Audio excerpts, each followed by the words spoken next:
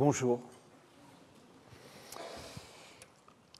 Les kiosques à journaux grecs sont remplis d'apocalypses. Que ce soit à propos de la vie sexuelle de telle star de la télé-réalité ou des déboires amoureux de telle princesse, il pleut des apocalypses dans la presse à scandale grecque. Apocalypse par-ci, apocalypse par-là. À Athènes, l'eschatologie semble être une passion pour le commun des mortels. Et on éprouve une réelle admiration envers un peuple qui ne lésine en rien pour que tout, même une chose aussi futile que la dernière coupe de cheveux du prince William, soit considéré avec une telle ferveur spirituelle.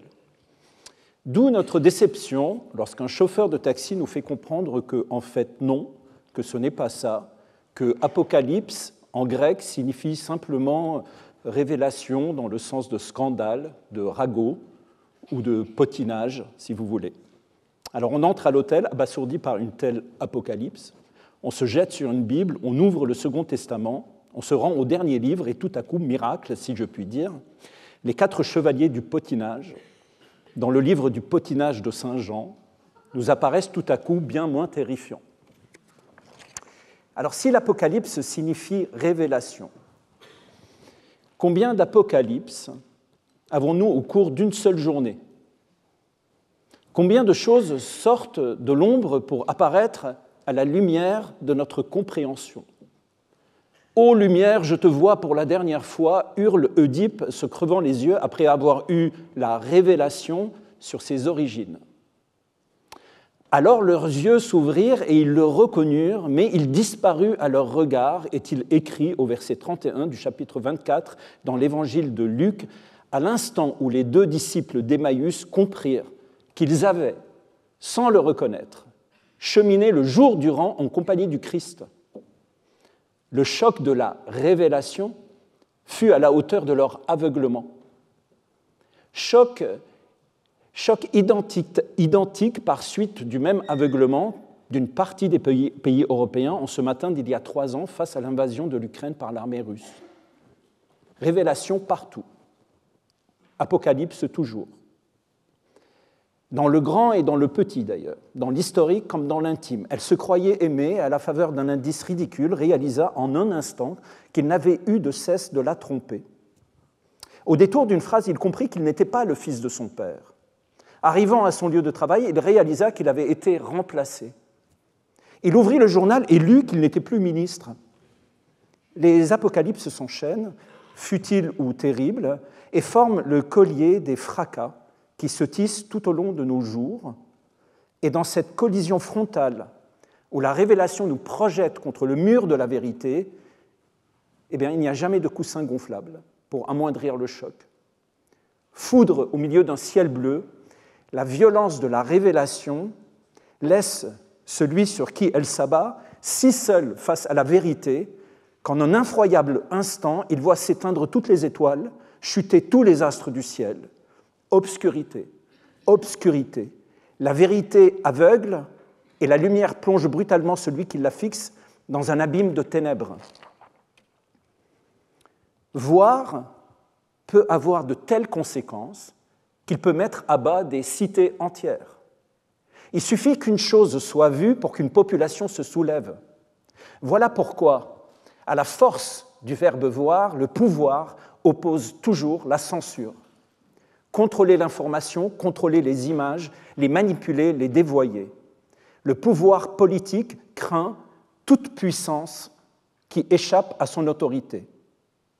L'art et la recherche, parce qu'ils révèlent et qu'ils donnent à voir des visions et des connaissances qui transforment et bouleversent une époque, sont une puissance qui a toujours effrayé le pouvoir. Celui-ci n'a de cesse de se méfier, autant des artistes que des chercheurs, et n'a de cesse de vouloir les neutraliser par tous les moyens possibles. Nomination à des postes prestigieux, témoignages d'admiration par les prix et les décorations. On aura beau se dire qu'en Occident, les institutions sont indépendantes du pouvoir, dans la psyché humaine, la soif de reconnaissance et le prestige fonctionnent comme de jolies chaînes passées au cou des chiens. Le pouvoir le sait et n'a de cesse de s'en servir pour pousser artistes et chercheurs à la trahison des clercs, pour reprendre l'impitoyable titre de Julien Binda. Un artiste, ça s'achète, ça se récupère, un chercheur aussi. Et quand l'artiste et le chercheur résistent, il y a d'autres moyens. L'essentiel pour le pouvoir est de savoir ce qui se trame dans l'atelier et dans le laboratoire. En ce sens, qu'est, croyez-vous, une subvention, si ce n'est qu'une forme de torture déguisée pour amener artistes et chercheurs à montrer patte blanche? Remplissez le formulaire et répondez « Quoi, quand, avec qui et pourquoi ?» Que ce soit par la raison budgétaire, par la raison morale ou celle relevant de l'ordre public, le pouvoir est obsédé par le besoin de contrôler les artistes et les chercheurs. Il ne peut pas laisser le premier venu faire voir le monde autrement et ramener chacun à la liberté de son regard. À hauteur d'une société entière, ça deviendrait explosif. Voir est une affirmation de soi. Voir est une affirmation de ses rêves, de ses utopies. En ce sens, les yeux sont la matrice de la révolte. Tout pouvoir le sait. Devant les milliers de photographies montrant les tortures pratiquées par les prisons de Bachar al-Assad entre 2011 et 2013, des procureurs aguerris ont pu témoigner des horreurs pratiquées par les bourreaux syriens. Les sévices, tout aussi effroyables les uns que les autres, forcent à croire l'incroyable. Et si ces photographies démontrent la diversité des violences, une constance pourtant s'affiche d'une image à l'autre. Toutes les victimes ont eu les yeux arrachés et laissent voir un visage aux orbites évidées, 2 trous noirs, 2 marécages dans lesquels l'imagination elle-même finit par s'éteindre, les mots par disparaître et les lettres de l'alphabet par être réduites en poussière. Des multiples révélations ou des multiples apocalypses auxquelles nous faisons face au cours de notre existence, celle qui survient à l'adolescence est sans doute l'une des plus bouleversantes, une des plus riches aussi, même si elle peut être, chez certains, la source d'inconsolables douleurs. Tout à coup, un adolescent se tourne vers vous et vous pose cette question. Qu'est-ce que c'est la magie ? À la gravité de l'expression, à la profondeur du regard, à la tristesse qui lui confère une sorte de détachement obscur, vous comprenez que cette question cache chez votre jeune interlocuteur un gouffre, un effondrement au noyau de son esprit. Qu'est-ce que tu veux dire par qu'est-ce que c'est la magie ? Oui, qu'est-ce que c'est la magie ? La magie, répète-t-il. Je n'ai plus envie de rien. Et jour après jour, les visions que j'avais enfant fondent ce trou, et à travers ces trous, je commence à entrevoir ce que ça peut être la vie, je veux dire par là la vie adulte, et franchement, ça ne donne pas envie. Alors comment répondre sans mentir ? Qu'est-ce que c'est la magie ? Avant l'adolescence, cette question ne se posait pas.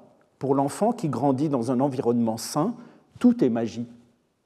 Même les cauchemars nocturnes relèvent de la légende. Ils font à peine miroiter qu'il y a peut-être quelque chose qui se trame derrière la membrane de la magie, mais celle-ci tient bon. Et la petite souris passe fidèlement à chaque dent de lait. Pour que la membrane se déchire, il faut une horreur, d'une bestialité qui soit d'un niveau inconcevable à l'esprit de l'enfant. L'événement alors perfore la membrane, la traverse et parvient jusqu'à l'enfant pour se révéler à lui comme un inconcevable, d'autant plus violent que l'enfant l'accueille avec toute l'ouverture, la confiance, la pureté que son cœur est capable. L'inconcevable alors le pénètre, c'est un viol. Et la magie est détruite. Quand cela arrive, l'enfant cesse de grandir. Les années auront beau passer, il gardera l'âge qu'il avait au moment de cette déchirure.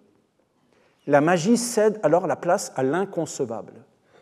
L'enfant ne pouvait pas même figurer qu'une telle violence pouvait exister. Il ne pouvait pas même se l'imaginer, ni imaginer qu'en lui sommeillaient de pareilles émotions. Son esprit est cramé. Il touche à une folie trop grande pour lui. Alors, il peut s'agir d'un viol, objet d'un inceste ou non. Il peut aussi concerner le corps des autres, faisant de l'enfant le témoin d'une brutalité qui surpasse sa capacité à concevoir un tel événement. Un massacre à la machette, un massacre au couteau, au fusil. L'obus tombe, il dévaste l'épicerie, Il explose les corps aux quatre coins de la rue. Il retourne les voitures comme des insectes. Il projette les chiens dans les arbres. Et debout, parce que trop petite pour être happée par le souffle de l'explosion, la fillette tient encore la main arrachée de sa mère, dont le reste du corps a été soufflé par l'explosion. La fillette tremble, grise de poussière. Elle a 7 ans. Les années passeront. Elle se reconstruira. Elle se reconstruira. Mais jamais elle ne s'en remettra. Jamais. Et au jour de sa mort, vieille femme entourée de ses enfants et petits-enfants, elle aura encore 7 ans, la main arrachée de sa mère dans la sienne. On ne se console pas de certaines choses pénétrées trop profondément dans l'intimité de l'enfance. On apprend à vivre avec. On apprend à vivre avec en les déployant autrement. Déchéance insupportable d'un père, violence effroyable contre la mère, meurtre d'un professeur, mort d'un camarade, quand la terreur surgit brutalement, l'enfant se voit épinglé à jamais contre la planche entomologique de cet instant de révélation. Il ne savait pas que ça existait. L'inconcevable lui est tombé dessus, lui ôtant jusqu'au langage. Il est extrait du monde, jeté hors de la cité, coupable d'avoir vu trop tôt.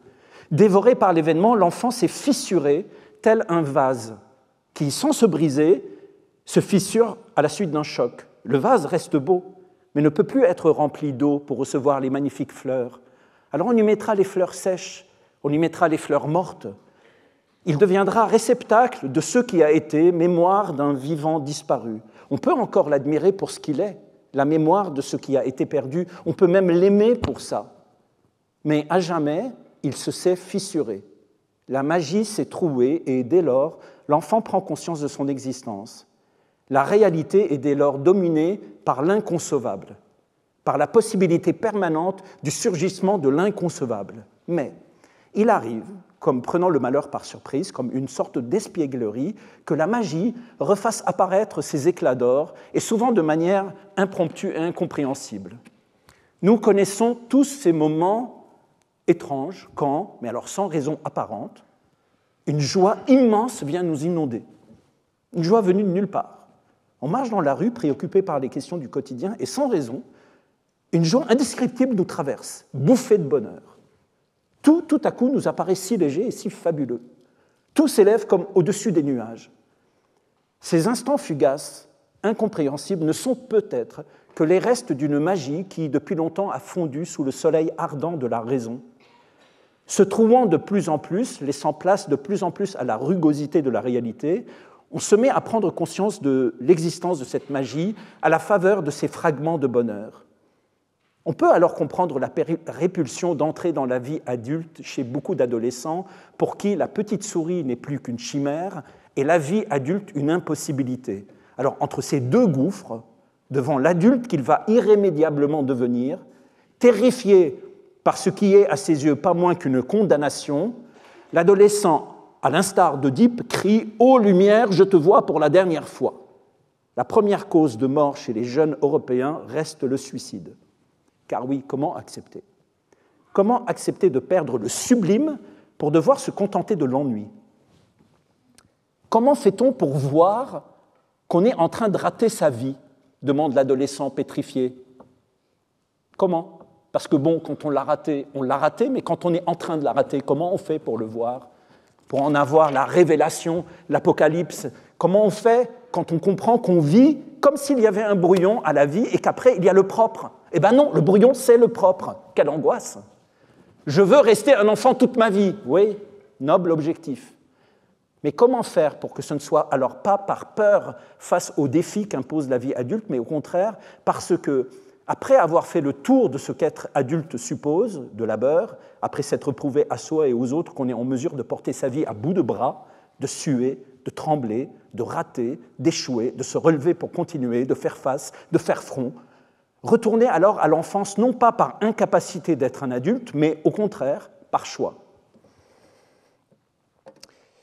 La révélation n'est donc pas seulement une chose que l'on subit, elle invite à l'action.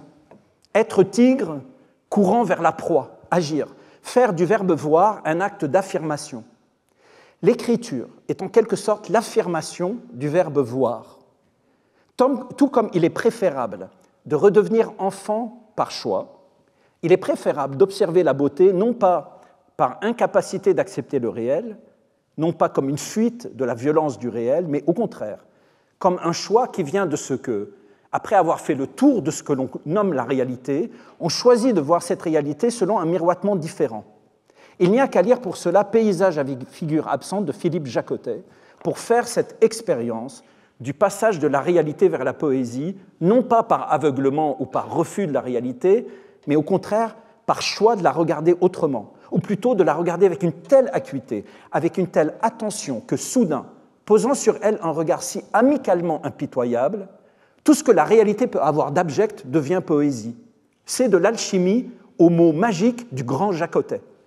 Il ne s'agit donc pas d'être dupe de ce que l'on voit, mais au contraire, de se souvenir que, par la force du regard, le verbe voir ouvre le champ du poème.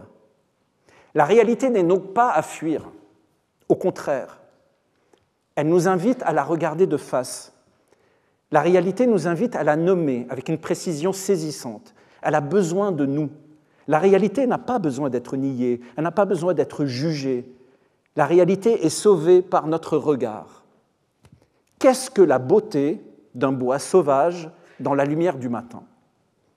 Eh bien, c'est une pluie de photons parvenus d'une sphère de gaz incandescent nommée Soleil, située à une distance de 150 millions de kilomètres, passant à travers des végétaux dont les premiers ancêtres remontent au Silurien, il y a de cela 300 à 400 millions d'années, et qui ont peuplé la Terre bien avant l'apparition des premiers vivants. Un phénomène physique demeure un phénomène physique s'il n'y a pas une conscience qui le regarde et qui joue avec. Les déserts ambrés de la planète Mars et la pâleur rougeâtre de leur ciel sont devenus sublimes à l'instant où Curiosity, prolongement des yeux de l'humanité à plus de 62 millions de kilomètres de la Terre, avec ses appareils photographiques et ses caméras numériques, en a dévoilé la beauté. Auparavant, ces paysages n'étaient que phénomènes inaccessibles, lumière astrale, territoire extraterrestre solitaire. Il faut donc que des photons bombardent des rétines, activent le lobe d'un cerveau à travers le nerf optique et rejoignent une conscience pour que soit reconnue, proclamée et admirée la beauté d'un boisé dans la lumière d'un matin d'hiver. C'est le jeu incessant entre l'œil et le monde. On ouvre les yeux et le monde est là, donné à voir. Et aucune douleur. Voir. Voir. C'est magie absolue de l'œil. L'œil sans quoi rien ne serait possible pour la lumière, et inversement. Entre l'œil et la lumière, il s'agit bien d'une histoire d'amour, commencée à l'instant de leur rencontre. C'est un coup de foudre majuscule, un surgissement. La vision est liée à la révélation et la révélation à la parole. Les choses sortent de l'ombre, ils se jettent dans notre regard, et la parole nomme. C'est bien parce qu'il a élucidé l'énigme en la nommant qu'Oedipe a vu. Et c'est pour nommer qu'il cherchait si avidement à voir. Dans les verbes qui conjuguent l'écriture, celui du verbe voir, il tient la place terrifiante de la douleur. Mais sans lui, il ne serait pas possible de sortir de cette douleur. Il faut bien voir pour être capable de nommer, et nommer, ce n'est rien d'autre que d'aller vers la vision. Mais voir est dangereux. C'est peut-être pour cette raison que, contrairement aux oreilles, nos yeux ont la capacité de se fermer grâce à ce cadeau que sont nos paupières. Notre corps semble nous dire « tout n'est pas bon à voir ». Il faut parfois attendre le bon moment. Entre l'œil et le photon, c'est un lien primordial qui ne cesse de s'inventer depuis la nuit des temps. Mais que faisait la lumière avant qu'un œil ne l'admire? Elle qui est antérieure à toute chose. Qu'est-ce qu'elle faisait? Elle régnait solitaire sur un univers indifférent à sa présence. Elle le modelait par ses énergies colossales composées de milliards d'étoiles, naissantes et mourantes, sans que jamais, jamais elle, la majestueuse, la sublime, ne soit contemplée, sans que jamais une structure sensible ne lève vers elle un regard amical. La lumière, un enfant jouant seul dans la chambre froide de l'univers, une chambre dont l'expansion n'avait de cesse de la contraindre à la plus abyssale des solitudes. Alors, s'il est totalement fantaisiste de penser que la vie sur Terre est née du seul désir de la lumière d'être célébrée par une nature douée de vision et avec laquelle elle pourrait jouer et nouer une relation charnelle, une vie qui saurait la délivrer de sa solitude, il est cependant beau de l'imaginer, beau de croire que la vie, au fond, a résulté de la volonté de la lumière de s'arracher à son ennui, de clouer le bec à cette expansion impitoyable de l'univers, la lumière, heureuse d'exister enfin dans un œil qui la contemple et auquel elle offre la vision en retour. Ce fut un très long et très savant processus. La rencontre entre un rayon de lumière et une membrane photosensible remonte à l'origine de la vie. Alors ce n'était pas encore un sens, mais simplement un organisme vivant dont la terminaison nerveuse était dénuée de centre. La vue, l'ouïe, l'odorat, le goût, le toucher n'existaient pas encore.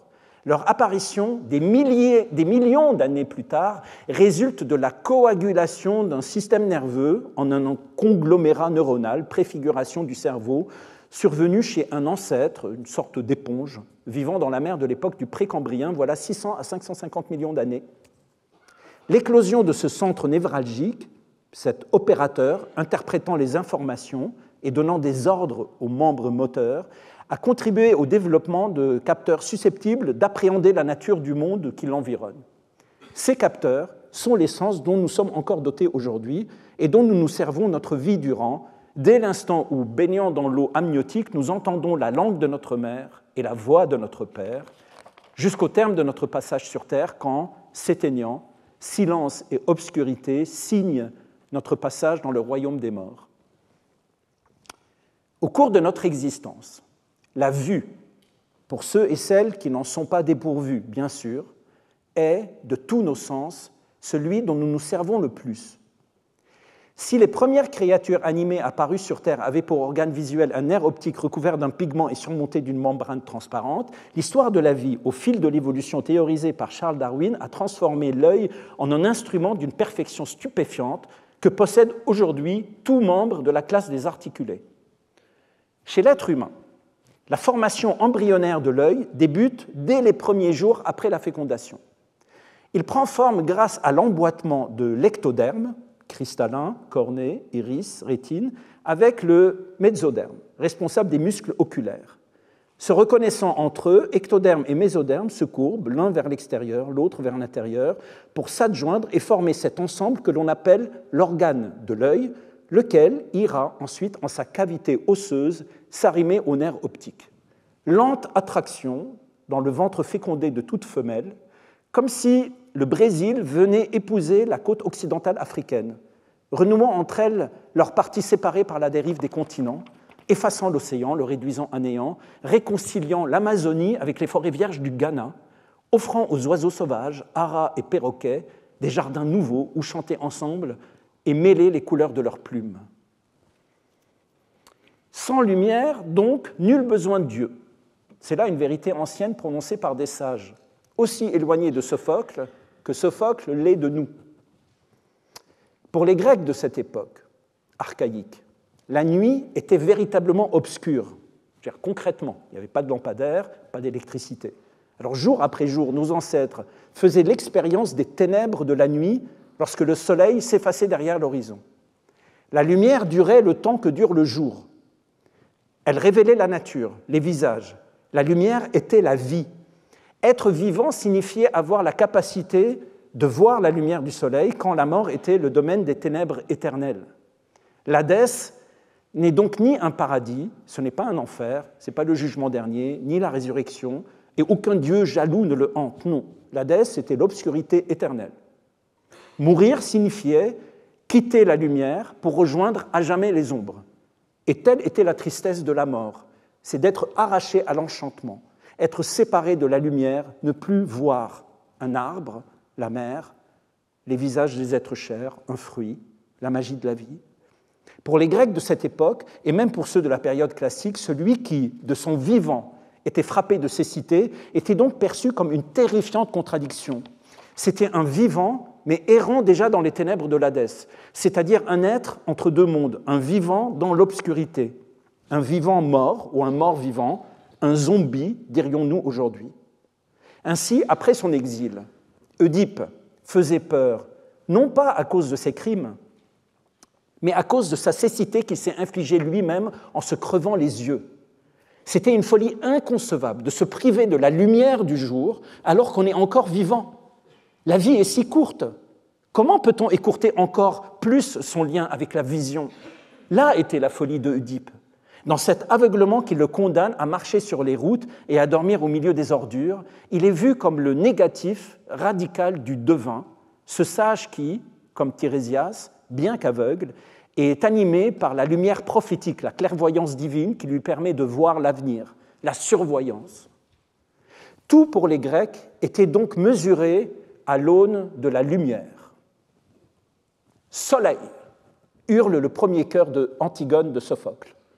Soleil, réapparu.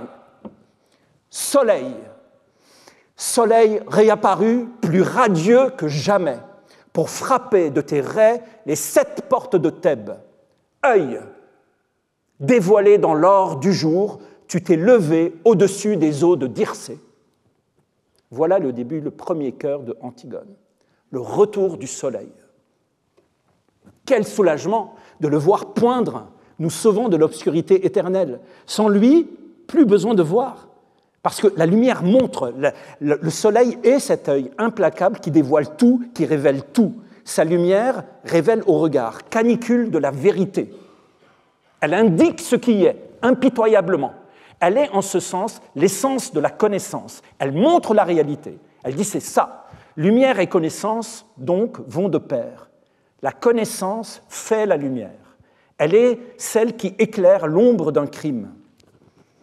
En Grèce, c'est à Delphes, au temple d'Apollon, que se célèbre l'acte de la connaissance. C'est le lieu même de la lumière. Il est le lieu où réside l'oracle. Or, le temple de Delphes a été bâti sur la colline qui est sans doute la plus exposée à la lumière du soleil. Et là, il y a un lien physique immédiat pour celui qui se rend vers l'oracle. Il grimpe dans la canicule pour entrer dans l'ombre du temple où l'oracle lui sera délivré. Et l'oracle est lié intimement à la connaissance. Le visiteur en est aussitôt frappé puisque sur le fronton du temple de Delphes, il lit cette inscription gravée qui invite chacun à faire éclore vers le jour ce qui est encore caché dans la nuit de son esprit. Connais-toi toi-même. Ils ne sont pas gravés sur le fronton du temple d'Asclépios, dieu de la médecine, ces mots sacrés et mystérieux, mais bel et bien à l'entrée du plus magique des temples. Connais-toi toi-même n'est donc pas une invitation à l'introspection psychanalytique, mais un avertissement brutal. Ça dit ceci, toi qui entres en ce lieu, n'oublie pas ta condition de mortel et ne tente pas de t'élever au-dessus d'elle. Tu n'es pas un dieu et tâche de t'en souvenir à chaque instant. Ne présume pas de toi, car tu ignores de quoi demain est fait. Connais ta mesure. Ne va pas juger celle des autres. Ne condamne pas celui qui a commis une faute, car tu risques de te confronter aux condamnations que tu as prononcées contre lui le jour où tu commettras à ton tour le même crime. Et ne dis jamais que tu n'en commettras pas de pire. Ne t'encache pas dans ce que tu ne connais pas de toi-même. Sois prudent. Ne te sous-estime pas par fausse humilité, ni te surestime par orgueil. Sois toujours au cœur de ta propre cible, mais n'oublie pas que la cible est mouvante. Ne confonds pas ton identité avec ton origine. Ton origine est fixe, mais ton identité, jour après jour, change à ton insu. Ajuste à elle chaque instant ta mesure. Connais le rythme de ta marche. Connais la distance à parcourir pour arriver exact à l'heure entendue avec le Dieu, sans avoir à l'attendre, ni avoir à le faire attendre. Car si les dieux n'aiment pas les négligents qui arrivent en retard, ils détestent tout autant ceux qui font excès de prudence en arrivant trop tôt. Connais-toi toi-même est donc une injonction pour devenir devin soi-même de soi-même. Connais-toi toi-même comme devient ton propre œil, soit ton propre temple, soit à la hauteur de tes yeux, n'en diminue jamais la lumière, ne la surexpose pas plus, inspire-toi du temple de Delphes.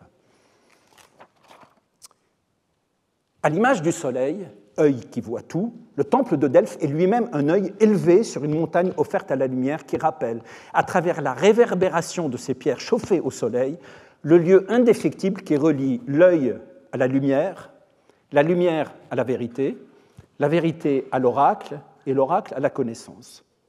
Mais la connaissance est dangereuse. Dans sa manière de se révéler, elle peut devenir aisément l'inconcevable. Sa révélation peut être d'une brutalité folle. Quoi de plus dangereux que celui qui, imbu de lui-même, proclame bêtement « Moi, vous savez, je suis incapable de ne pas dire la vérité, je ne suis pas capable de mentir, moi, je suis incapable de mentir. » Ces gens-là, il faut les enfermer, et vite. Parce que quoi? Par incapacité, par désinvolture, par un manque d'empathie d'autant plus misérable que ces gens-là semblent tirer une grande fierté de ce qu'ils pensent être de la franchise et qui n'est que le signe d'une stupidité crasse, ces gens sont prêts, par paresse, parce qu'ils n'ont pas l'énergie de l'attention, à débiter aux autres leurs 4 vérités sans aucune autre raison que leur absence de sensibilité et au fond un plaisir sadique à l'humiliation. Moi, vous savez, je suis comme ça, je suis cash, disent ces abrutis qui seraient incapables de supporter que quelqu'un leur serve la même soupe. Ainsi, béatement, ils vous font bouffer un fruit qui n'est pas mûr. « Ah, désolé, c'est plus fort que moi, mais moi, j'ai absolument besoin que tu manges une poire, cette poire tellement amère que tu vas en chier tes tripes. » Car amère peut être la vérité dite. Le Christ lui-même ne s'y est pas trompé et a gardé le silence lorsque Pilate lui a demandé « Mais qu'est-ce que c'est la vérité ?» Silence. Silence. Bien sûr, silence. Bien sûr, on n'appuie pas pour rigoler sur le bouton de la bombe nucléaire, juste pour voir ce que ça va faire. La connaissance est une babiole dangereuse, tranchante. Elle exige de la lenteur. Elle exige qu'on aille vers elle avec une extrême lenteur. Voilà pourquoi l'oracle, au temple de Delphes, était délivré toujours sous une forme incompréhensible, une énigme. C'était pour protéger celui qui la reçoit. Et en cela, l'oracle devient donc labyrinthe. En cela, l'oracle devient labyrinthe. C'est afin pour aller lentement vers la monstruosité. Dans La naissance de la philosophie, Giorgio Colli rappelle que si la harpe est le symbole d'Apollon, Apollon, appelé aussi le dieu qui frappe de loin, qui donc frappe par décalage, car il y a toujours un décalage entre l'oracle et le temps de sa compréhension, de sa résolution, ce dieu-là avait aussi pour symbole le labyrinthe. L'oracle est donc un labyrinthe au sein duquel rôde une vérité insupportable à entendre. Il faut s'y engager si l'on désire la connaître. La vérité ne se donne pas ainsi, il faut l'affronter, il faut avoir le courage de le faire. Cette difficulté à interpréter l'oracle peut être alors perçue comme une invitation à la prudence. Il serait sage de te souvenir que, tel le monstre combattu en son labyrinthe par Thésée, la vérité peut être mortelle pour qui veut l'affronter. Thésée était un héros, et c'est donc en héros qu'il a défait le Minotaure. Il te faut donc être héroïque si tu veux connaître la vérité sans périr. Or, un héros connaît sa mesure. Il ne fanfaronne pas face à la vérité, d'autant plus dangereuse qu'elle éveille chez le mortel le désir aveugle de la connaître avec avidité le plus vite possible. C'est la vitesse avec laquelle tu vas vers la vérité qui te tuera. Va doucement et prudemment et avec méfiance vers la vérité. Le labyrinthe ralentira ta course pour aller vers la révélation.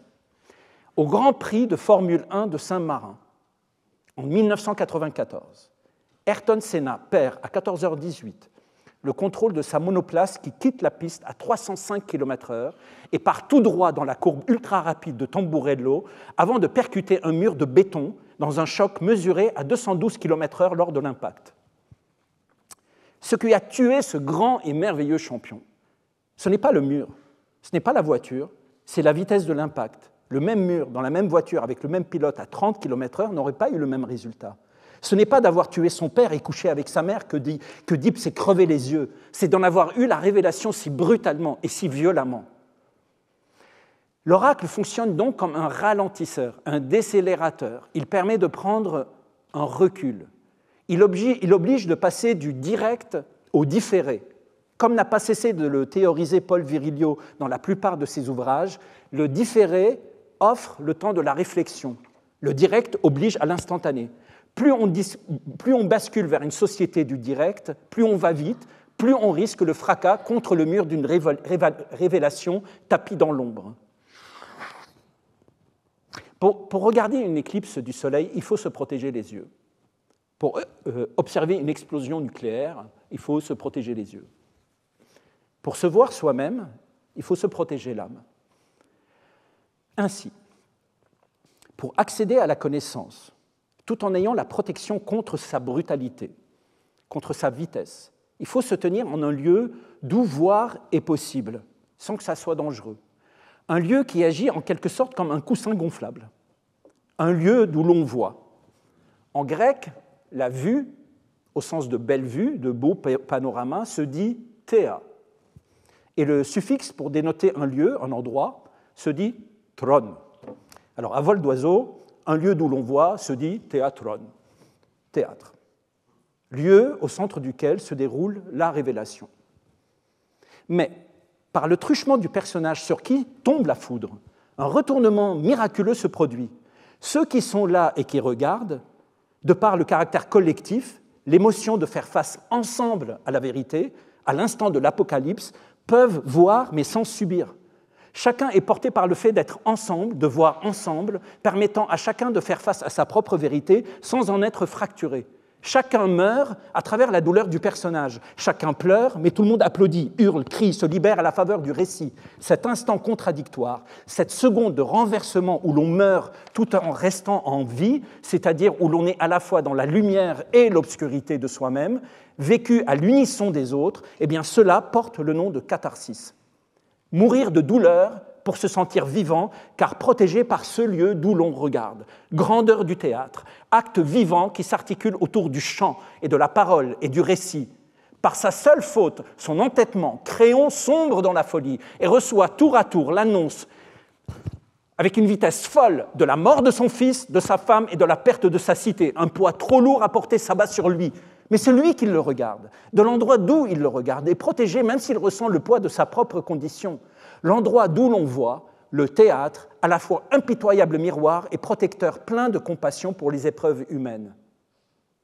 Le théâtre sera le piège où je prendrai la conscience du roi, se dit Hamlet, qui cherche à savoir si la vision du fantôme de son père lui révélant avoir été assassiné par Claudius, son propre frère, est une hallucination ou non, si son intuition du meurtre de son père par son oncle est juste ou non. Il veut connaître la vérité, Hamlet. Et c'est le lieu d'où l'on voit qui va le lui révéler, car il sera, lui, dans l'ombre, à observer son oncle, regardant le spectacle. Bref, deux théâtres qui s'imbriquent, deux révélations, l'une secrète, l'autre cachée. Claudius voit se dérouler devant lui le crime qu'il a commis à travers la pièce écrite par Hamlet, et c'est un instant de révélation d'une brutalité tellement folle, comme on le dit du criminel, qui est jeté dans la lumière de son crime, puisque aussitôt incapable d'en supporter la vision, Claudius se lève et s'en va. Hamlet, voyant la réaction de son oncle, a la révélation que ce qu'il a perçu est vrai. Le théâtre comme lieu de révélation, avec la fiction pour lunettes de soleil. L'écriture est donc intimement liée au verbe voir, qui est intimement lié à la révélation, qui est intimement lié à la connaissance, qui est intimement lié à la vérité. Écrire, c'est donc dire vrai, mais par le truchement du mensonge et de se mentir vrai, de la fiction. Ce n'est pas vrai, mais c'est comme si c'était vrai. Pour que ce vrai qui n'est pas vrai puisse opérer, charge donc au conteur de poser la trame sur laquelle va s'écrire la réalité du récit. Charge à lui de la déployer le long des événements qui vont faire avancer son récit. Mais comment ? Selon quelles règles ? Prenons un visage humain. Pour qu'un visage humain soit nommé visage humain, en tout cas reconnu pour tel, celui-ci doit avoir un minimum syndical, un front, deux yeux, un nez, une bouche, des joues, des oreilles.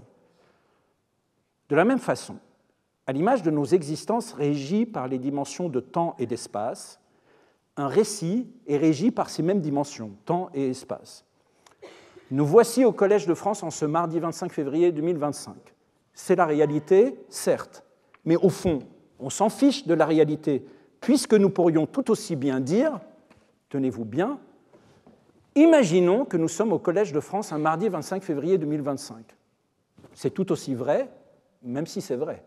Mais ça aurait été tout aussi vrai, même si cela avait été faux. Qui que nous soyons, réels ou fictifs, nous sommes toujours quelque part en un temps donné. « Allô, chérie, où es-tu ? Toujours au bureau, je vais finir très tard, ne m'attends pas pour dormir, dit-il depuis l'hôtel où il était allongé auprès de Marie-Philippine. Bon. Mis à part ce que ça signifie, il faut bien être quelque part, à l'hôtel, au bureau ou dans les bras de Marie-Philippine, que ce soit vrai ou faux, il faut être quelque part. Celui qui dirait « non, non, je suis nulle part », soit il est fou, soit il est mort, soit il n'existe pas. Ainsi, de Homère jusqu'à Virginie Despentes, on ne sort pas de ce cadre résumé génialement par Miguel de Cervantes dans la première phrase de son Don Quichotte. dans un village de la Manche, dont je ne veux pas me rappeler le nom, vivait, il n'y a pas longtemps, un hidalgo de ceux qui ont une lance au râtelier, rondache antique, bidet maigre et lévrier de chasse. Alors, en termes mathématiques, cela donne la chose suivante, une dimension Y, un lieu, le village de la Manche dont je ne veux pas me souvenir du nom, une dimension X, quelqu'un, un hidalgo, X et Y posés tous deux sur la flèche T du temps, il y a longtemps, et le récit qui suivra consistant à raconter les événements, c'est-à-dire les verbes qui sont survenus à cet X et en cet Y le long de l'axe T. Qu'importe comment les choses sont tournées, un récit s'articule toujours autour de ces 4 dimensions, lieu, sujet, temps, verbe. En un lieu donné, dans un temps donné, quelqu'un lui est arrivé un événement. Le talent, le style, l'imagination, la verve, l'inventivité en découlent. Mais pour qu'il puisse avoir un visage, un récit est nécessairement porté en ces 4 dimensions. Le cinéma l'a bien compris, lui qui, dans son écriture scénaristique, indique en prémisse de chaque scène, inévitablement, le lieu, le temps, le verbe, l'action, pour qu'ensuite le verbe et l'action puissent être décrits. Intérieur, matin, salle Marguerite de Navarre, Collège de France. Le conférencier, pris d'une folie soudaine, sort un couteau et se tranche les veines du poignet devant le public médusé. Ce n'est qu'un exemple. Si ces 4 dimensions du récit ont toujours été au fondement de toutes les légendes, la question de qu'est-ce qui est raconté, elle, est plus complexe. Longtemps, très longtemps, les auteurs ne ressentaient pas le besoin d'inventer des récits qui n'avaient jamais existé. Au contraire, ils puisaient dans le fond commun des mythes, des rites et des légendes ce qu'il fallait pour raconter à leur tour, soit pour enrichir le mythe d'un épisode né de leur imagination, soit pour changer la fin d'un personnage, finalement Iphigénie n'est pas morte, soit pour s'attarder sur un instant sorti du pli du récit. Les adieux de Andromaque à Hector, par exemple. En ce sens, l'Iliade et l'Odyssée ont été le réservoir infini du récit autour desquels Échille, Sophocle, Euripide ont articulé toute leur œuvre. En termes de récit, ils n'ont rien inventé. L'idée de faire autrement, d'inventer des histoires qu'on ne connaissait pas, ne leur passait même pas par la tête. Créer un personnage de toute pièce dont personne n'avait entendu parler, à travers une aventure que personne ne partage, était mais alors une incongruité absolue. Sophocle, j'ai été voir ta pièce là l'autre jour. Qu'est-ce que c'est que ce personnage qui s'appelle Jean-Édouard dans ta dernière tragédie? C'est quoi l'idée de nous raconter les tergiversations identitaires et les misères sexuelles de ce même Jean-Édouard dont on n'a jamais entendu parler? Bref, personne n'aurait compris. Ça ne signifiait pas qu'il n'y avait pas invention, bien au contraire. Homère lui-même montra qu'il était possible de composer un chant immémorial tout en livrant ses visions propres. Homère offrit d'ailleurs aux Grecs le grand Hector au panache, Hector dresseur de chevaux, Hector tueur de Grecs. Il leur offrit leur ennemi juré et réussit le tour de force d'en faire le plus beau personnage de l'Iliade, celui dont la mort allait bouleverser les Grecs. Comment ne pas verser de larmes lorsqu'au 24e chant, Priam, roi de Troie, entre dans la tente d'Achille pour se jeter à ses pieds et lui réclamer la dépouille de son fils Hector. Tout le monde retient son souffle quand Priam, trouvant la force, adresse au guerrier implacable et impeccable ces paroles ailées. « Souviens-toi de ton père, Achille, semblable au Dieu, et écoute ma plainte. J'avais un fils qui nous protégeait, nous et notre ville. Hier, tu l'as tué. C'était Hector. Et c'est pour lui que j'arrive aujourd'hui aux nefs des Achéens pour réclamer sa dépouille. Respecte les dieux, Achille, et de moi aie pitié, et souviens-toi de ton père. » L'émotion est si terrible que toutes les larmes coulent. Elles coulent à la fois pour Achille, elles coulent à la fois pour Priam, elles coulent à la fois pour Hector. Et elles coulent des yeux de chacun, car alors chacun songe à ses propres morts et ses propres douleurs. Et des millénaires plus tard, les larmes coulent toujours à l'émotion des familles israéliennes à qui l'on remet les dépouilles de leurs enfants morts en otage, tout comme celles des Gazaouis enterrant au milieu des ruines ceux des leurs. De mort en mort, de sépulture en sépulture, d'horreur en horreur et de barbarie en barbarie, comment ne pas se souvenir de cette idée si chère à Jan Patočka, qui, en ses essais hérétiques, affirmait alors que le long du fil du temps, la seule solidarité qui vaille la peine de mourir pour elle, c'est la solidarité de tous les ébranlés. La solidarité appuyée contre l'humanité de nos ébranlements qui veut que nous pleurions tous pour nos morts. Et que, qui que nous soyons, nous sommes chacun un chagrin potentiel pour ceux qui nous aiment. Et même le dictateur le plus sanguinaire aura quelqu'un pour le pleurer à l'instant de sa mort. C'est ainsi. Atteindre cet instant, là où l'on peut voir l'invoyable, atteindre ça, quand on voit l'invoyable, l'instant de l'apocalypse, de la révélation, c'est cela la seule cible de l'écriture, d'une manière ou d'une autre, cachée ou dévoilée. Le théâtre, lieu d'où l'on voit, offre cette possibilité de voir l'indicible, et le ralentissant nous permet de le nommer. L'objectif pour les Grecs n'est donc pas d'inventer de nouvelles histoires, mais de laver les douleurs par le vent cathartique de nos récits communs. Et d'ailleurs, à quoi bon inventer de nouvelles histoires si celles que nous connaissons nous offrent la possibilité de créer un rapport de connivence, d'appartenance entre nous? Nous ne sommes pas propriétaires des récits. Nous buvons à leur fontaine et nous racontons ce que nous éprouvons à boire cette eau magique. Qu'est-ce que nous ressentons à boire cette eau? On n'invente pas l'eau, mais nos sensations sont à nous. L'inventivité est ailleurs. Lorsque Sophocle raconte l'histoire de Oedipe, tous les spectateurs en connaissent déjà la fin, tous. Personne ne se demande, mais comment est-ce que ça va finir? Il a tué son père, il a couché avec sa mère, voilà, tout le monde le sait. Mais Sophocle instrumentalise cette connaissance que le public a du récit, et alors il le rend complice du récit en faisant d'Oedipe l'enquêteur inconscient de son propre crime. C'est vraiment génial. Le public est alors tenu en haleine non pas par la révélation des crimes qu'il connaît par cœur, mais par l'instant qui approche et qui approche et qui approche, où Oedipe va découvrir que c'est lui le criminel qu'il recherche. Lorsque cet instant arrive, le spectateur est doublement bouleversé par ce qui arrive à Oedipe et parce qu'il est impuissant à le sauver. Il a envie de lui dire « mais doucement, doucement, ne va pas vite vers la connaissance ». Bouleversé aussi parce qu'il voit devant lui un personnage aveugle à sa condition, et donc, dès lors, chacun peut se demander à lui-même « mais moi, à quoi suis-je aveugle? À quoi suis-je aveugle? Qu'est-ce qui est là et que je ne vois pas ?» Ce recours au fond commun a duré des siècles. Et on a l'impression qu'il a fallu attendre Copernic et Galilée et la révélation de ne pas être le centre de l'univers. Il a fallu attendre Christophe Colomb et la révélation que des civilisations entières ont vécu et se sont développées loin de la chrétienté pour que la magie d'un monde amorce son effondrement et que l'Occident, passant de l'enfance à l'adolescence, se demande « mais enfin, qu'est-ce que c'est la magie ?» Et puis d'abord, c'est bien beau le collectif, mais moi là-dedans, qui suis-je? Et pourquoi j'existe? Et puis d'abord, être ou ne pas être, parce que bon... Surgissant comme le signe d'une modernité, Hamlet et Don Quichotte, solitaires, déconnectés du collectif, lèvent les yeux vers un ciel qui soudain leur apparaît entièrement vide et effroyablement silencieux et monstrueusement indifférent. Première réplique de la pièce Hamlet de Shakespeare. Première réplique. « Qui va là ?» Personne ne répond. C'est une reprise lapidaire par Shakespeare d'une des plus célèbres répliques de l'Électre de Sophocle, écrite quelques 2 millénaires plus tôt. Mais où sont les foudres de Zeus? Où est le soleil flamboyant si, à la vue de pareils crimes, il reste sans agir dans l'ombre? Qui va là? Et personne ne répond non plus.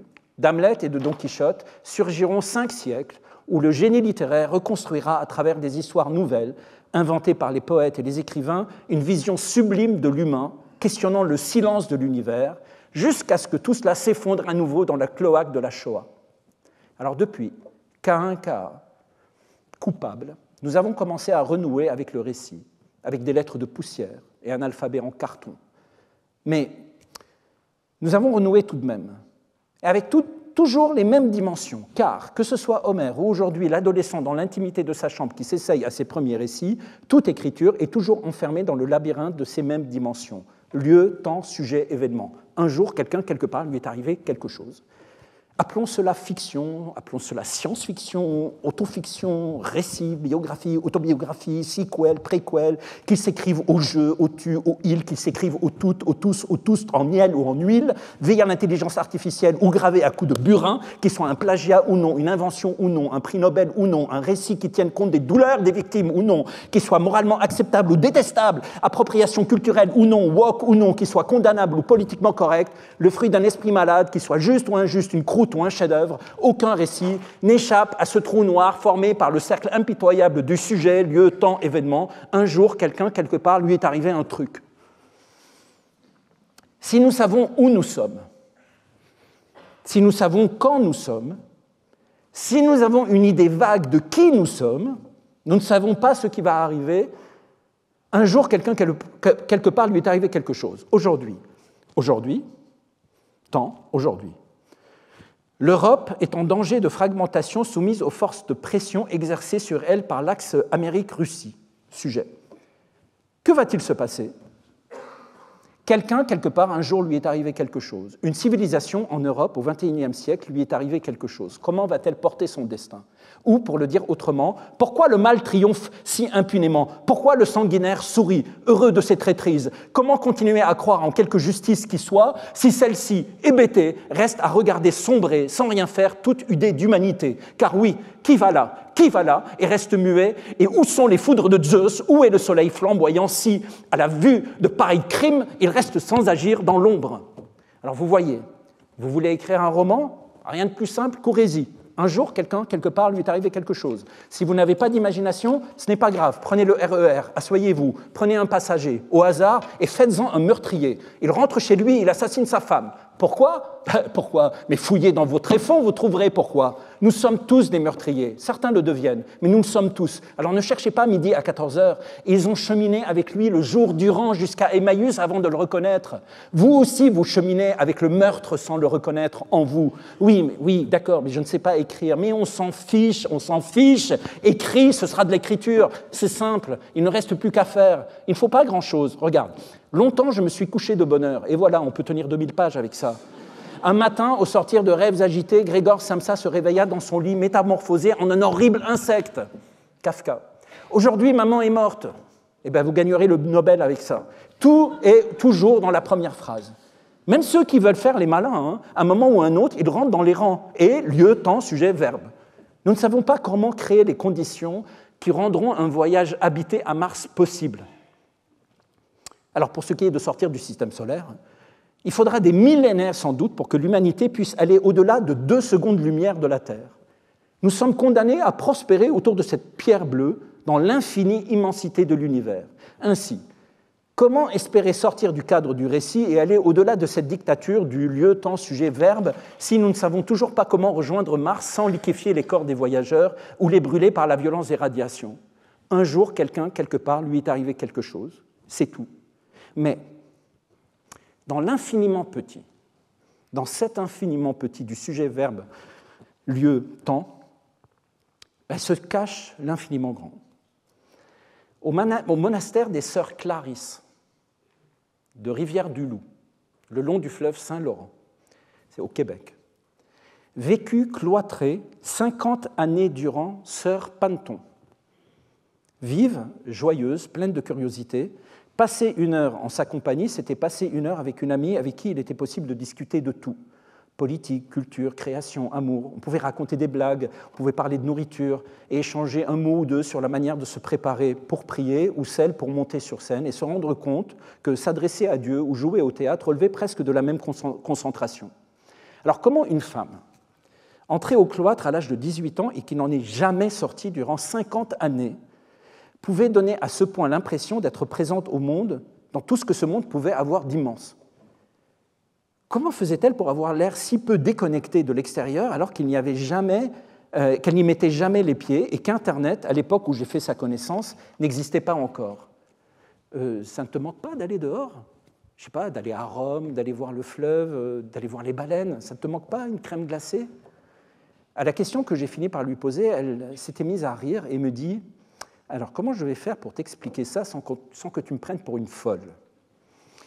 À l'intérieur du cloître, me dit-elle, il y a un jardin dont on prend soin tous les jours. Je ne peux pas te le montrer parce que tu ne peux pas rentrer. Mais imagine. Eh bien, figure-toi que de ce jardin, je sais où se trouvent les fourmilières. Et à force de les observer, j'ai fini par reconnaître les fourmis et les différencier les unes des autres. Elles ont leur caractère. On s'attache à toute forme de vie à partir du moment où on lui accorde un peu d'attention. Mais surtout, vois-tu, j'ai fini au fil des années par connaître jour par jour la manière avec laquelle le soleil éclaire ce jardin. C'est quoi ta date de naissance, d'anniversaire ? 16 octobre. Eh bien, Alors écoute, en octobre, le soleil éclaire d'abord l'érable qui se trouve du côté de la chapelle, avant de toucher le grand bouleau. Un peu avant midi, tu le vois rejoindre les roseaux, et ça va lui prendre bien 2 heures pour les inonder tous de sa lumière.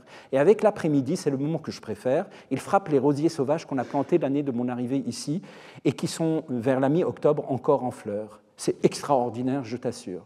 Il touchera encore le peuplier, mais à peine. À partir du 22 octobre, il ne l'effleurera, et pour voir son dernier rayon du soleil, il faut monter sur une chaise que j'ai placée contre le mur du réfectoire. Tu vois, je n'aurai pas assez de ce qui me reste de vie pour finir par connaître ce jardin. Alors je pense très très souvent à Sœur Pinton lorsqu'il me faut entrer dans l'écriture d'un texte, parce que c'est comme entrer dans un jardin dont il faut connaître le chemin de lumière, le refaire encore et encore et encore et encore, l'arpenter pour en connaître jusqu'à l'entrée de ses fourmilières, ne pas aller trop vite vers la connaissance et garder alors sa mesure. Rien ne m'oblige à tout connaître et sortir de mon cloître de silence. Rien ne m'oblige à tout lire. S'allonger sous un arbre suffit pour rencontrer l'éternité. Sophocle n'a jamais lu Shakespeare. Shakespeare n'a jamais lu Virginia Woolf. Virginia Woolf n'a pas lu Virginie Despentes. Et Virginie Despentes ne lira jamais l'auteur pas encore né qui, dans 1000 ans, portera vers nous un regard de compassion envers nos aveuglements. Il est donc possible de vivre sa vie en tournant autour d'un seul jardin. Il suffit de s'adjoindre donc un angle de vision et de se dire « Voici le lieu d'où je regarde, mon théâtrone. Ce sera depuis ce tertre qu'on observera le monde. Celui que j'ai choisi donne à voir une guerre civile, des exils, des tentatives désespérées de réconciliation. C'est le cloître où je me trouve, et à qui me demande « Mais comment fais-tu pour ne pas sortir ?» Je peux à mon tour lui faire la réponse de Sœur Pinton. Je mourrai bien avant d'avoir réussi à faire le tour de ce jardin. Voir, on l'a dit, peut se révéler être un danger mortel. Mais ce qui le rend macabre est la vitesse avec laquelle il nous jette sur l'objet qui sort de l'ombre. C'est pourquoi, des 4 dimensions qui forment le visage du récit, espace, temps, sujet, verbe, le temps est celui qu'il faut manipuler avec le plus de soin, celui qui exige une attention d'autant plus particulière qu'il est plus évanescent que l'espace, plus fugitif que le verbe, il est plus insidieux que le sujet. Crayon à la main, on se trouve souvent interdit devant la blancheur de la page. Blanc de la page blanche, d'accord. Mais c'est quoi ? C'est parce qu'une révélation est là, dans la blancheur de la page, et elle attend qu'on la confronte. La page blanche, comme labyrinthe dans lequel il faut entrer. C'est ça une page blanche. Mais page blanche aussi comme membrane de la magie qu'une monstruosité s'apprête à pénétrer pour nous atteindre et nous pénétrer jusqu'au noyau de notre être. Mais cette fois-ci, on est prêt à l'accueillir, on l'attend de pied ferme. Page blanche pour rejouer donc l'instant du traumatisme. Non pas comme une échappée thérapeutique, une thérapie, non, mais comme un affrontement sur le terrain de la magie et de la beauté. Façon d'éventrer la monstruosité pour la transformer en ce qu'elle est le plus, la vie. Toi, exécrable dévastation de tout ce qui est fragile, toi, la chienne haineuse, je ferai de toi, par la force de l'écriture, la source de mes plus grands bonheurs. La prendre au piège de l'écriture. Viens, crève la page blanche, je t'attends, salope. C'est cela une page blanche. Le portail d'où va surgir l'horreur qui nous a jadis violés. La page blanche n'est donc pas un poids, mais au contraire, c'est l'attente du combat, la promesse tenue il y a longtemps lorsque, le cœur en ruine, enfant, après le viol, après le meurtre, après le massacre, l'écriture elle-même est venue nous relever. Debout, debout, elle nous a dit, et je te fais la promesse de t'aimer toujours. Moi, l'écriture qui écrira en toi, je ne t'abandonnerai jamais. Relève-toi, et que chaque fragment de tes ruines soit une étincelle de récit et de beauté. Le temps viendra, sois patient, sois patient. Ne laisse personne dire après ton passage « Voilà qu'il s'en va, l'enfant au regard grave, il ne fut pas généreux, son cœur est resté fermé. » Non, lève-toi, écris et fais confiance. Les récits, quelqu'un, quelque part, un jour, lui est arrivé quelque chose, sont en route, ils viennent vers toi. Mais cela on l'a oublié. L'école, la raison, la rationalité, tout ça nous l'a fait oublier. Cela s'est transformé en tétanie de la page blanche. Mais qu'est-ce qui produit cette tétanie en nous, si ce n'est le temps dans lequel il faut pénétrer à présent pour retrouver les trésors de la promesse faite par l'Écriture lorsque, de notre intégrité, il ne restait qu'une immense humiliation ? Ce que j'ai à écrire, qui est si douloureux, comment faire pour qu'il se déroule sous mes yeux sans que je n'en sois réduit moi-même en poussière ? Et 1000 fois être réduit en poussière plutôt que de le retenir tout le temps en moi, que ce soit au passé, au présent, à l'imparfait ou au futur. Ce qu'on écrit est toujours écrit au présent. Puisqu'on écrit, C'est le présent de notre action, on écrit. Donc c'est le présent, tout le temps. En ce moment, je suis en train de parler, c'est le présent de mon action. Quand j'écris, qu'importe si l'action est au passé, mon présent est l'écriture. Ce qui n'est pas écrit, ce qu'on n'écrit pas, il n'existe pas, il n'est pas écrit. Mais il faut l'écrire. Or, c'est une loi implacable, implacable. Ce qui arrive pendant l'écriture à l'auteur, ce qui lui arrive, c'est précisément ce qui arrive pendant la lecture au lecteur. Si l'auteur pleure, le lecteur pleurera. Si l'auteur est terrifié, le lecteur sera terrifié. Si l'auteur triche, le lecteur est trompé. Et si l'auteur maîtrise trop, le lecteur sera frustré. Le temps de l'écriture ne peut donc pas être l'exécution de ce qu'on a écrit dans sa tête la veille en se disant demain je vais écrire ça. Non, le temps de l'écriture, c'est l'écriture elle-même. Vous pouvez faire tous les plans que vous voulez, vous pouvez élaborer tous les chemins dramaturgiques pour vous rassurer. Si, au moment d'écrire, vous vous préoccupez davantage d'appliquer ce que sagement vous vous êtes raconté la veille, alors ne dites pas que vous écrivez, dites que vous fabriquez des bidets. Un bidet, c'est compliqué. Il ne doit pas fuir. Il faut qu'il soit fait avec des bons matériaux. Et cela demande de la préparation. Dès lors, sa fabrication n'est que l'exécution de ce qui a été préparé. Ça, c'est pour le bidet. Pour l'écriture, c'est tout l'inverse. L'écriture n'existe que dans le temps de l'écriture. Et tout ce qui s'est passé en amont n'a aucune importance. Si celui qui écrit, au moment où il écrit, n'est pas effondré de rire devant un mot d'esprit, surgi dans la bouche du personnage, au bout du crayon, si cela ne lui arrive pas, au bout du crayon, comme une surprise, comme une chose à laquelle il ne s'attendait pas, celui qui, des années plus tard, le lira n'aura pas le moindre frémissement au bord des lèvres.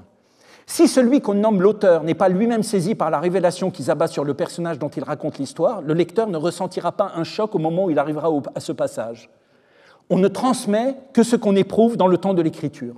Écrire, c'est donc rester rivé au présent de ce qui surgit et qui ne surgirait pas sans le silence dans lequel est plongé l'écrivain à l'instant de l'écriture. Il y a, dirait-on, un lien spirituel entre la main qui écrit et le cerveau. Lorsque ces deux-là sont connectés dans le silence de l'écriture, le temps se met en marche et les images montent dans le ciel de l'écriture. C'est une expérience que l'on fait à chaque fois. Lorsque la bascule se réalise, c'est-à-dire lorsque l'écriture se déroule au fil du présent, avec une acuité que celui qui écrit n'a plus l'impression d'écrire, mais de chuter au fil des mots, alors le temps ne passe plus de la même façon. Il ralentit pour celui qui écrit. Et lorsqu'il relèvera la tête, il risque de trouver autour de lui un monde plus âgé que celui qu'il avait quitté au moment où il s'est plongé dans les arcanes de l'écriture. C'est une sensation très concrète. On s'installe à sa table à 13h, on commence à écrire, on bascule dans le présent de l'écriture, on y plonge pour une durée que l'on estimerait comme ça à 15 minutes, on relève la tête et 3 heures viennent de passer. Le lieu où l'on écrit ne se mélange jamais au lieu que l'on décrit, même s'il est le même. Car la réalité des mots ne peuvent pas rejoindre la vérité des espaces où nous nous trouvons. Si je décris le RER A entre Nation et Nogent-sur-Marne, avec la meilleure des précisions des paysages traversés, ce ne seront que des mots, ce ne sont que des lettres qui tenteront de faire surgir dans l'esprit du lecteur une réalité qui, pour partager une époque et une culture, lui dira à peu près ce que je vais lui raconter. Mais à un visiteur venu d'une époque lointaine, qui ne sait pas même ce que signifie le mot RER A, cela n'aura aucune réalité pour lui, et même Saint-Léger en personne ne pourra pas se figurer ce que signifie la phrase « entre Nation et Boissy-Saint-Léger ». Il faut pour cela 1000 explications. Par contre, le temps, lui, dans son écoulement, dans sa régularité, le temps reste le même pour tous, qu'importe l'époque. Nous sommes tous dans le temps. Le temps de l'écriture renvoie toujours à des temps multiples et différents. On le ralentit, on l'accélère, on le met en cercle ou en flèche, on le compose, on le conjugue, on l'arrête ou on l'interrompt. Toutes ces dimensions renvoient sans cesse à un angle mort, à un aveuglement. Dans les plis du temps, nous avançons immanquablement vers l'instant de la mort qui est, au fond, la plus grande des révélations. Le temps nous conduit peu à peu vers elle. Et cela, tout le monde se reconnaît en cela, car nous partageons cette certitude. Or, et c'est là le plus grand paradoxe, si la mort est l'instant de l'apocalypse absolue, cet instant où tout enfin se révèle et se dévoile, cet instant où enfin il nous est donné de voir l'invoyable, cet instant où tout se montre à nous dans sa profondeur et sa richesse, si la mort, en cet instant où on a accès à la connaissance et où enfin on sait, où enfin on voit, c'est aussi précisément celui où nos yeux se ferment pour de bon, emportant avec eux toutes les images qui ont fait se joindre Brésil et Ghana, effaçant toutes les figures de nos amours et de nos rêves, toutes les visions de nos intimités et de nos plus grandes floraisons. On entre alors en tremblant dans l'inconnu, avec le sentiment d'avoir été au bout de ce qui nous a été donné de vivre, arrivé au moment où enfin l'identité se fixe, s'arrête, cesse de bouger, libérée en cela et pour de bon du poids de l'existence et son corollaire qu'aura été le combat permanent pour savoir qui nous sommes dans le dépassement féroce qu'exige de toute vie digne de ce nom la politique du verbe voir. Merci.